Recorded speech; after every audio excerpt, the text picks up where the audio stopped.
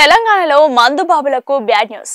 ఇటీవలే బీర్ల ధరలు పెరగగా తాజాగా ఇతర లిక్కర్ ధరలు కూడా పెంచేందుకు ప్రభుత్వం సమాయత్తమవుతోంది. అయితే చీప్ లిక్కర్ ధరలో ఎలాంటి సవరణ ఉండదని సమాచారం. ఎక్కువ ధరలు కలిగిన లిక్కర్ పైనే కాస్త పెంపు ఉంటుందని అధికారులు చెబుతున్నారు. ప్రస్తుతం ఈ అంశంపై మదింపు జరుగుతోంది. ఎంఆర్పీ ధర ఆధారంగా రేట్ల పెంపు ఉంటుంది. బాటిల్ రేట్ 500 రూపాయల కంటే ఎక్కువగా ఉన్న లిక్కర్ పైన కనీసం 10% పెంచాలన్నది ప్రభుత్వ ఆలోచనగా చెప్తున్నారు. 2-3 రకాల ధరల పెంపు ప్రపోజల్స్ అధికారులు ప్రభుత్వం ముందు ఉంచనున్నారు. ఆయా విధానాల్లో ఎంత ఆదాయం సమకూరుతుందో కూడా రిప్రజెంటేషన్ ఇస్తారు. వాటిపై ప్రభుత్వం రివ్యూ చేసి ఫైనల్ గా నిర్ణయం తీసుకుంటుంది.